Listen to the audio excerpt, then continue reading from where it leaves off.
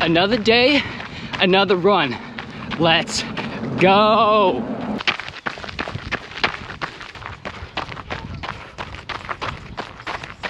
Look who I ran into. Literally. Hey, what's up?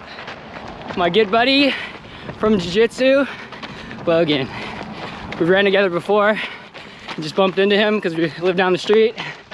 Let's keep going, let's get it. This guy's a monster. Yeah. Trying to keep up. Thanks. 8 miles in the books, as you can tell by my very damp hat. Don't worry, I actually wash this every single day after I wear it. I just have this one and then the green one too, so I make sure to switch off just to add a little bit of color in my life.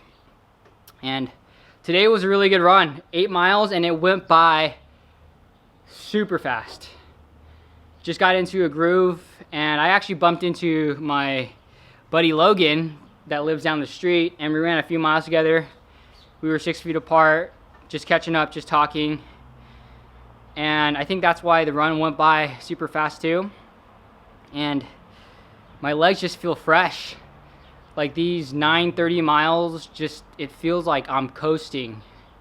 And it's just a huge difference from, you know, when I was running the 10 miles a day for 30 days, I would be dragging butt and running 11-minute miles, 12-minute miles, and I just felt really slow. But these 9:30s are nothing. It's a breeze. It doesn't even feel like I'm trying very hard.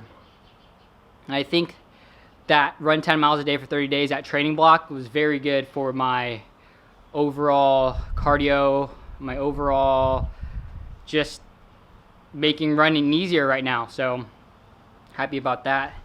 And crazy thing today, because it was definitely an eventful day because I ran into Logan, number one, but number two, we ran into a snake. Ooh, look at that. I think it might just be a gardener. It's definitely not a rattler. Yeah. And it's going away, so. And crazy that we ran into this snake because feels like it was a decent size.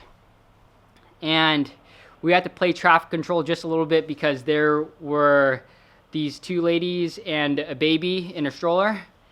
And they were a little bit cautious of obviously crossing paths with the snake, but the snake was going up the hill. Turned out it wasn't a rattlesnake or anything. I think it was a gardener snake. And we made sure that they got by, and then we went on our way. So very eventful day today. But the day isn't over yet because I still have some squats and pull-ups to do. And right now I'm actually filming at a weird angle with the car in the garage because my neighbor's in his garage doing his thing and we are adjacent to each other, and I thought it'd be weird if I'm filming, working out, and then he's doing his thing. So you get the angles you get today. So a light workout for the day, squats 135, 3 sets of 8, and then some suspect bodyweight pull-ups, 2 sets of 25 each set. And I've definitely needed to be smarter with my training, especially my programming. Now since I'm lifting again and then running, and then when jiu-jitsu comes back, I'll definitely need to readjust my schedule then too. So it's super important for me to make sure that I am training correctly and that I am programming correctly, especially since I have so much exercise. And for me, I like to stagger it. If I'm doing a long day, run day, like today I did 8 miles, it's kind of like a medium run, I'll make sure to take it light as far as the running. And then if I am doing a heavy lifting day like yesterday when I did the deadlifts, I'll take it easy on the running. And then when jiu-jitsu comes back, it's going to be 2 out of the 3 exercises, the types of exercises per day. And that's how I did it before, and I was able to keep up. Though honestly, the most taxing out of the 3, jiu-jitsu, powerlifting, and running, is the powerlifting. The powerlifting itself isn't that hard when I'm doing it. Like the running's harder when I'm actually doing it, and jiu-jitsu's harder because I'm getting smashed and I'm getting choked out and I'm getting submitted. The powerlifting isn't that bad. It's actually the easiest out of the 3 in my opinion, for me personally. Though when I wake up the next day and probably exactly 24 hours after, I feel crushed, and I'll know I'll feel crushed because it's just gravity weighs heavier, it's slower to get up, and yeah, that's just from my own experience. I'm not sure if that is with other people. Let me know down in the comments below.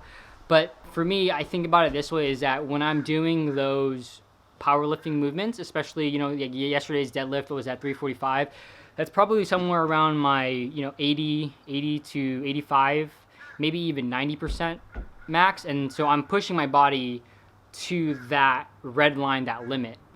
Though when I'm doing jiu-jitsu and when I'm running especially, I mean, I'm going like 9-minute miles, 10-minute miles, so I'm not redlining like pretty much any of the time. That's why it's very not taxing on my body, unless I'm doing super long runs, or unless I'm doing 10 miles a day for 30 days.